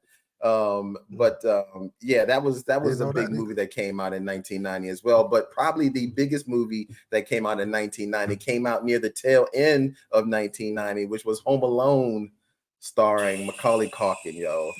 That was a huge movie that came out in 1990. Man, I don't think huge is a big love enough Home Alone. word. Gigantic, gigantuan. I don't know. That's one of the biggest Christmas movies ever made. I'll put this definitely one of the best from a Christmas best, movie. Christmas. What was it? A Yeah. Christmas Story. Yes, And sir. Home Alone. Mhm. Those are the two biggest Christmas movies in my lifetime. You know what I'm saying? It's a hell of a Christmas movie, man, and it's already good. But the moment the wet bandits or whatever they have to do everything at that home, that's when the movie goes to a whole nother level. When it's all about the home pranks. That movie is hilarious, man. So Home Alone is a great movie, man. And who doesn't love the scene where you got the guy talking about give me my change. You know, you filthy animal. Playing the movie. Funny. You filthy animals. You filthy animal. Yeah.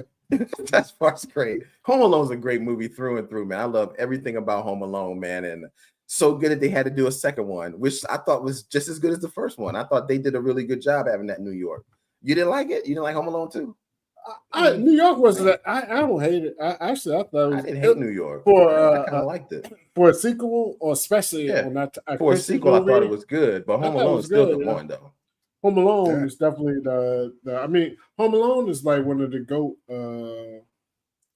Definitely one of the GOAT Christmas movies. Oh yeah. Like as a kid, seeing that. All I wanted to do was set traps. I wanted to set traps. I wanted to fuck my dad up so bad. I wanted to tie some paint cans and string. Be like, come to these steps, Dad. Like I wanted to do everything he did. I wanted to do. Like, you ain't have to be an intruder, yo. Like anybody, yo. My brother, like, yo. Step on some marbles. Let me throw some marbles on like still like Home Alone is classic, man. So I mess with it hard, yo. Me too. It's fucked up now that I'm a parent, though. Leave your whole kid and get on the plane. Yeah. Like it's one thing you be like, yo, we forgot him at the house. Let's turn around. Yeah, they don't remember them till they're about to take off.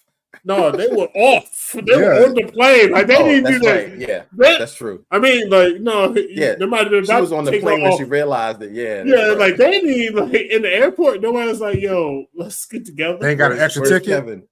Yeah. Yeah. Let me ask y'all. Yo, let me ask y'all a real good question. What did Kevin's dad do for a living, yo? That was one of the questions that came on Instagram because they had a big ass house. And taking a European vacation with like 20 motherfuckers, yo. You know what I'm saying? What kind of job does that, yo? He had to be in the Chicago mob, yo. It was a different time. That's all I'm saying. It was a different time, yo. It was a time where you could work at the factory and everybody loved you. Yeah, he had to be. Home Alone. We got another one from B Dubs, man. Appreciate it, B Dubs. Thank you, man. Thank you. B Dubs, Home Alone, the kid who can't pack a suitcase can foil two experienced burglars and build a series of booby traps. That's straight up, yo. He couldn't pack a suitcase. But I will fight on. I don't know about the experienced burglars. They were. Well, I will say they had experience. They weren't good burglars. Yeah, they weren't good burglars. So that's why I'll say they weren't good burglars. They were good burglars. They just had to get a formidable force in Kevin and his booby traps. So they had a string of robberies uncaught. Right, they were robbing a whole lot of people all year, all Christmas holiday, all holiday season starting in Thanksgiving.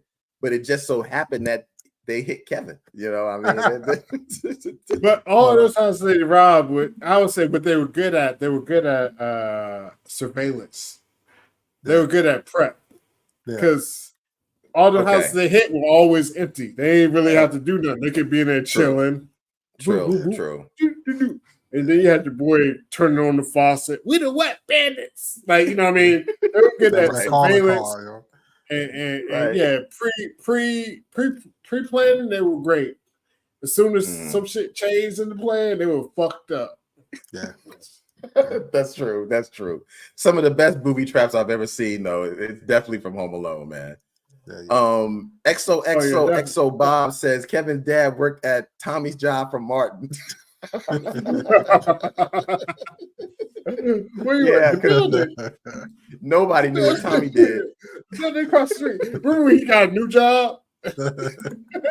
Yeah. He said, Martin, you know where I work at? I work in that big black Where I building. work at? He said, no, I'll drop you off in the front of a big black building. He said, no, I work in the white building across the street now. Nobody knew where Tommy worked, yo. Oh, I Tommy can't wait to couldn't get to even tell people. 1992, yo. We get to 1992, it's gonna be off the chain. Oh yeah, we don't 1990. But this probably has have been to. great. We don't probably have to separate like a whole different shit, like TV Like shows. just a Martin show, my Martin thing.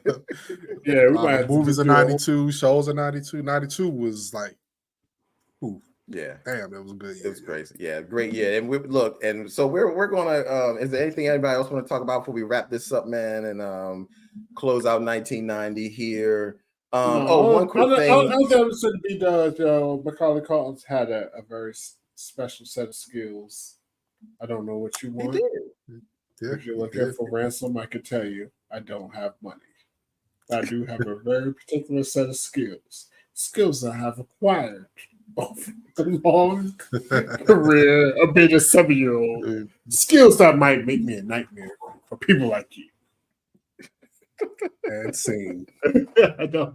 Macaulay Culkin. Wow. Take it for Christmas. Yeah, I don't know. Yes. I Oh man. Yeah. Well, Like this has I been definitely great. want to shout out to like a lot of people, you know, some Yeah. comments we couldn't get to, but they dropped some good honestly, ones. it's a whole Yeah. bunch of comments there. I've been like, oh shit. I know it's like we can't get in and yeah, shout out to everybody that's been commenting. Look, we've had 31 people. Please hit that like button. If you're on it right now, just hit the like button to help us go up further in the rankings. Because we're going to be doing part 1, part 2 through 10 of these We Love the 90s, and this is just the year 1990. Yeah. So I'm going to close it out with the hotties of the 1990, because in the 1990, okay, go out. What's up? No, we can do the hotties. I ask a question afterwards. Do the hotties, yo. Do the hotties. Yeah. We'll just close it out with the hotties. My misogynistic ass. Oh Lord, Y'all don't hate me, yo. Don't cancel me. The hotties of the 1990s are the top 3 that they have here are Christina Applegate from Married with Children. All right, well, we got to pause and talk about her. Let's give her some love. You know, I think that's a great pick. You know, I'm Married with Children, a great freaking show, and Christina Applegate clearly was nice to look at. She was definitely easy on the eyes, man. Definitely easy on the eyes, you know, and shout out to her with you know, unfortunate situation that she's going through right now. She's been a trooper and been strong through that. But you gotta admit, yo, she has a medical condition. She has a medical condition. I think she has please, I MS or something like that. MS, multiple sclerosis. Yeah, she has MS. I didn't know that at all, man. Yeah, she has MS now. Yeah, definitely. But Christina Applegate. Movies I love and one of the greatest TV shows ever. Absolutely. Ever. Yo, you know what I mean? Married with Children, yo. So iconic role up there, man. Damn. Yo, shout out to Christina Applegate. Prayers up, lady. Yeah. I didn't know that. Yes, MS. Yeah, but yeah, she definitely one of the hotties of 1990 because of that show, Married with Children. Definitely easy on the eyes. The next person as a hottie of the 1990s was Robin Givens. Everybody remember Robin Givens. She was married to Mike Tyson, but you know, prior to that, she was the hottie of the 1990. I'm gonna test your acumen. Okay. What TV show did she star in? It's easy for me. I know Head of the Class. Yes, sir. There you go. I used to love that show, y'all. That was a great show. Yeah, I did like Head of the Class. Head of the Class is a good show. Great show. Great show. There you go. Yeah, that's but right. That's right, Chicago Head of the Class. There you go. Somebody that was on Head of the Class, he's been in the news lately. Oh. Dan Snyder. Dan Snyder, yes. He made iCarly. He's a Disney dude. Everybody been going at right now. He made Head of the Class. Yo, he was Head of the Class, yo. He was on Head of the Class. He was an actor on it. Oh, he was an actor. Then transitioned into doing kids stuff. Yeah, obviously we know him from Better Off Dead. He was Ricky and Better Off Dead back in the 80s. Yeah, he catches all types of shit. Yeah. Like a little I guess 2 it's degrees, the 1 bird. degree of separation. Henry Robin, get But it, it's funny. I haven't even seen the shit, but I see some shit. It said he had a foot fetish, and then they showed this pool. It was like a big foot. Did you see that shit? No, I I saw that did. shit, yo. I saw him making Ariana Grande put her foot in her mouth too, yo. Crazy. Yeah. What's his name? Hold on. Dan Snyder. Yeah, he's under a lot of scrutiny and allegations right now because of the stuff that he went and did. The stuff that went down on Nickelodeon at the time that he was there. It's pretty sketchy stuff, man. It's pretty bad. I'm actually watching something right now, documentary on it. Pool, it's crazy. Yeah. He helped come out with all that, it's just one of many shows he came out with at the time. Oh damn, it's through X, but I know we don't fuck with X. Yeah, but let's going back to the Hotties of the 1990. No, Corey, this needs to be seen up here. What is that? That's his pool, yo. That's his pool. They say he had the foot fetish, and his pool was a motherfucker. It's the shape of a foot. Oh my god. Yes, and these are like hot tubs. Oh my god, yo. Yo, that's some next level fetish. Yeah. That's what you can't give rich people money sometimes, yo. Like you get rich, you start acting a goddamn fool, yo. Yo, they say he had the foot fetish. My foot made a whole pool of a foot, yo. Shout out to he did. That's crazy. My bad. I just had to put that because I seen that online. I didn't see the special yet. I seen that online. I was like, oh, he was violent. Yeah, just recently came out. You should check it out. It's kind of crazy in a bad way. And the last hottie of the 1990 is Nicole Kidman. So this is early Nicole Kidman, young, but Nicole Kidman is definitely the last hottie of the 1990. And I'm sure there are more, but those are just the top three. I will say, but she was hot through that. Oh, we're about to get off, man. But she was hot through the 90s for the Guess commercials. Oh no, you know what? I put up. That's Cindy Crawford. No, that's Cindy Crawford and Nicole Smith. Yeah, Anna Nicole Smith. I got the wrong picture. Oh, there we go. Nicole Kidman, Tom Cruise, this and that. Mm-hmm. But I do want to give a shout out to the Guest commercials because it had Claudia Schiffer. Mm-hmm. Yeah, we did do that. Yeah, that's right. And the Anna Nicole Smith. Anna Nicole Smith. Yeah, before Anna Nicole she Smith went crazy. I mean, she was like the Madonna of. I mean, look, the Guest commercials. Well, don't say Madonna, but please don't say Madonna. And what I'm talking about when I see her, I'm not saying she could sing, and I'm not saying she was talented. I'm talking about as far as people looking at this woman and thinking like, "Wow, she's attractive." Like she's a very voluptuous, attractive woman. You cannot say people did not look like Anna Nicole Smith, and Anna Nicole Smith was attractive, dude. It was probably Marilyn Monroe. No, I mean she was. I'm sorry. I meant Marilyn Monroe. She was attractive, but to be like she's like compared to Madonna's is weird. No, I spoke Marilyn Monroe. I didn't mean Madonna. I meant Marilyn Monroe. Kathy Ireland. Ooh, okay, yeah, that's a good pool, yo. Kathy Ireland. Yeah. But we look at because this ad campaign actually came out in 1990. With her and Claudia Schiffer. Claudia Schiffer. Like, what I mean? Those are two. Ooh. Guess that's funny, yo, because Guess became such a big jeans. Like, it was like such a whatever. And most of the commercials had no jeans in them. I say what commercials because it wasn't commercials, but it was just ads. You see ads here and magazines and what have you. And none of them actually really. I mean, it had jeans in it, but they didn't showcase jeans. Like when you saw a Guess commercial, this is what you saw. Oh, damn. Why the fuck? Yeah, when you saw Guess commercials, it was sex. It was sex. Yeah. Sex. That's what it was. I mean, they knew how to market it. I mean, it was about Guess jeans, but I mean, when you're looking at Claudia Schiffer and Anna Nicole Smith, I didn't even see jeans. Honestly. If they didn't put the Guess jeans logo up there, I would have never knew.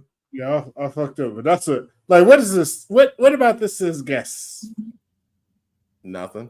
I mean, they didn't just sell jeans, I guess. Maybe she had on some Guess jean shorts. Maybe. I mean, but no, they sold the whole idea because they had you wanting to be wearing Guess. They sold the brand. It was just a brand. I mean, they sold like an idea, a concept. Like if I wear these, I'm fire, I'm hot. I'm this and that. Like even with the dudes, your pause, motherfuckers would hide like guest underwear. Like you had some guest underwear with the I didn't even know especially they the had guest tight underwear. the tight boxer brief shit And before then people used to sag their the pants. boxer briefs. I couldn't afford it. Yeah, you used to see the label. You don't remember that, Corey?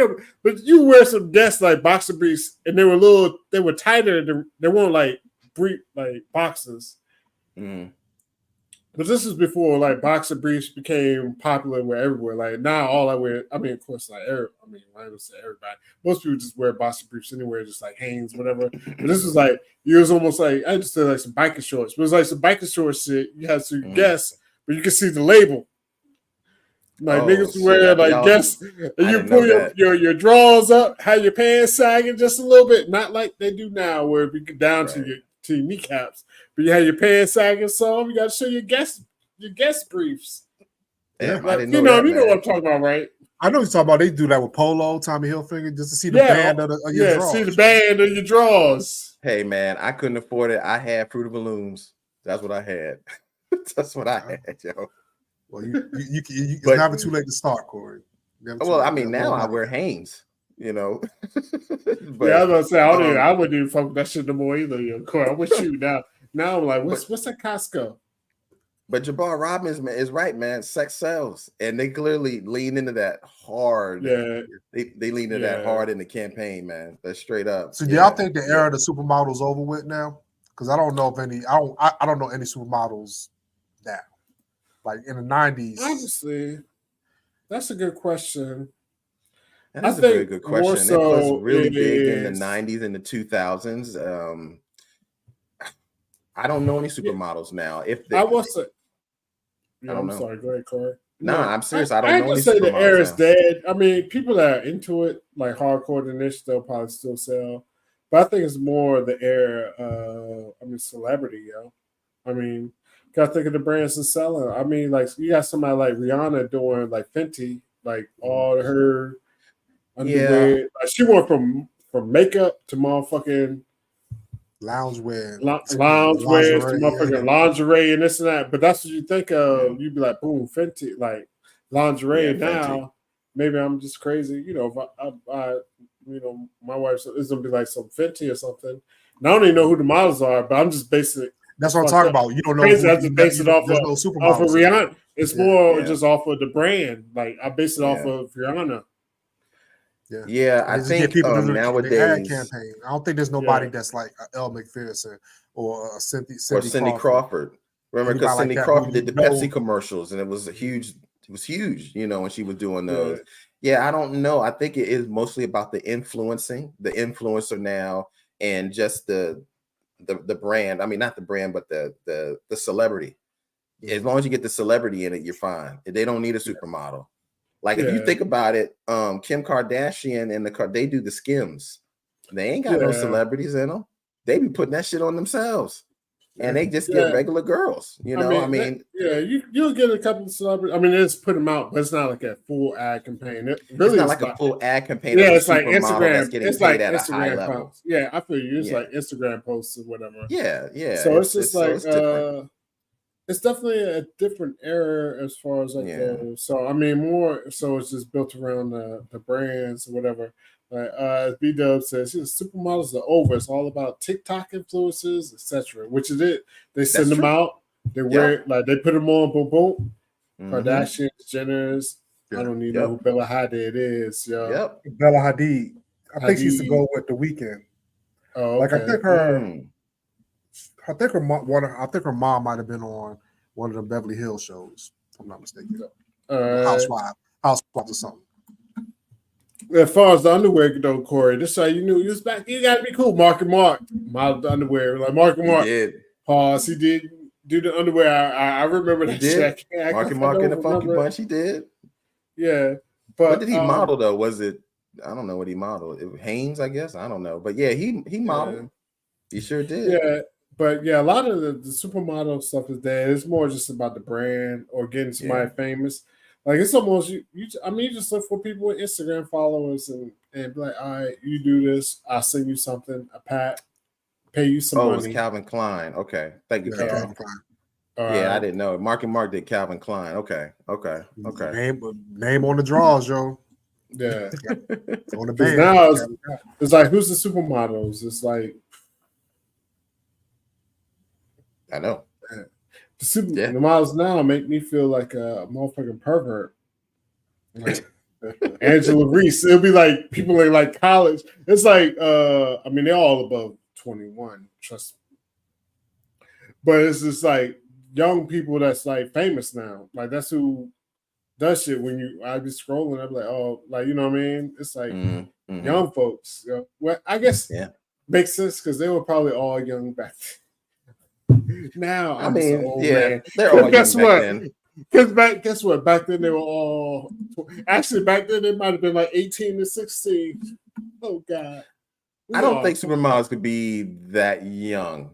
Not supermodels. The supermodels that we know are clearly well over 18 and 20 years old. Now they might have started modeling at 16, but the supermodels ain't 16. I'm just thinking about like ads and shit. I'm like, they probably was young. We a fucked up society. All right, well, we'll get off that. But look, the models, man, definitely. I gotta go take a bath. That time is dead, but it's a totally different time period now. But those were the hotties of the time, and the big fashion statement of the 90s, like we said, was Guess jeans. They had the huge ad campaign with Claudia Schiffer and Nicole Smith, and those ads were sexy and effective because, as you guys said, sex sells. My bad. No, I was gonna say one thing on that. Because we're from a military town. I remember my cousin got shipped off to that shit. He was like, "Yo, what the?" I was like, "What you doing?" He's like, "I'm going to war." He's like, "I never thought I was going to war," but he was doing some more bullshit. He never saw. He was the back line. Yeah. He was somewhere washing dishes. But shout out to 1990, yo. I remember everybody was like, "Yo, we about to go to war." That shit was like over like a week. Saddam Hussein was like, "Oh, he was like, oh, you want this war? No, this shit was over in 3 days, yo." Yeah, shout, being from a military town. Damn, how many bases we have? Back then we had Fort Monroe, Fort Eustis. Are you talking about the Hampton Roads? What are you talking about in Virginia? Because there's a lot in Virginia. No, I'm talking about where we was at. We had Fort Monroe, like literally within like cluster. It was Fort Monroe, Fort Eustis, the Naval, Norfolk Naval, Virginia Beach, the Air Force Joint. We had Langley Air Force Base. Yeah. So we had, it was all military. So motherfuckers got shipped up and shipped out and came back that shit won't nothing. Yeah. That's real, yo. 1990 was wild, yo. A lot of that's crazy. We're gonna wrap this up, man. We're gonna wrap this up here. All right. So thank you guys so much. This year, wrapping up 1990. We love the 90s, but shout out to everybody that has been rocking with us and hanging with us this whole time. I mean, Poon, Cooter, Chicago Cubs, Karen, Derek Adams, B-Dubs, Jabbar. Oh man, there's Wheezy, XOXO Bob. The list goes on and on. Thank you guys so much. And everybody who's currently on right now, if I didn't name you, I do apologize, but please hit that like button if you have already. And as we have in the description, go to the Facebook page and subscribe to that Facebook group. Join that so we can all chat and be part of the This Is It Nation. And there you can also put requests up for songs. And if you have a particular song that you really would like us to react to and wanted to go to the top of the list, you can provide a donation and we'll definitely get to it a lot faster. It will definitely go to the top of the list. So thank you guys so much. This has been great, man. So this is our segment. We love the 90s, and this was the year in review of 1990. And we are definitely going to come back for another one of these lives. Go ahead, Ollie. I mean, sorry. You cut me off, so I thought you were about to say something. Because I was going to say, because we had to ask a quick question. You got to give us 30 seconds. Go ahead. So our schedules are changing. It's hard for us all to get together, whatever. We all three, boop, boop, boop, boop. So would you rather have a Wednesday show at 9:00 or a Thursday show at 9:30? You go into that, Corey. Why do that? Okay, yeah. So we'll put a poll out as well. But you guys can put in the description what you would prefer, because we want to make sure that our schedules, we're trying to do the best schedule. But we want to make sure we can accommodate you guys too. So let us know, do you prefer Wednesday at 9 p.m. Eastern Standard Time or Thursday at 9:30 Eastern Standard Time. So let us know in the chat right now, or let us know in the description. Please let us know, but we will put a poll out as well. So please definitely check that out and let us know you guys' thoughts, because we really want to make sure that we can accommodate you guys as best as we can, because it's kind of, we want to make sure that we can get on. We want to make sure we can do and be right there for you guys. So let us know Wednesday at 9 or Thursday at 9:30. Let us know what you guys prefer. Well, I would say this though, it would be helpful if y'all were irresponsible like I was and had y'all kids early. Then y'all wouldn't have to worry about taking y'all kids to shit, yo. All my kids is grown, yo. So I'm super flexible. True. You know what I'm saying? I have my kids in my 20s. I'm in my 40s. They grown, college. I'm a pop. I got grandkids. Right. Yo, man. Okay. Y'all should be like me, yo.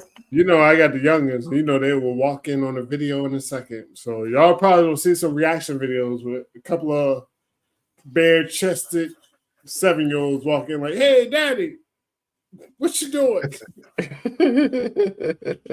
It is what it is. Yo, you're right, yo. Fuck them kids. I wish. No, I love them. Well, anyway, we're going to go ahead and just stop this here. Thank you guys so much, man. We're going to end it. And hey, that's about it. Thank you guys so much. We'll be back next week. Let us know Wednesdays or Thursdays which one you prefer, and we'll put that out in plenty of time so you guys can be right back here for this I Love the 80s or 90s segment next week. Thank you guys. Peace. Peace. Dun, dun, dun, dun, dun. Oh, it's not over. Let me. Y'all go ahead and mute. Oh, yeah, I'm muting.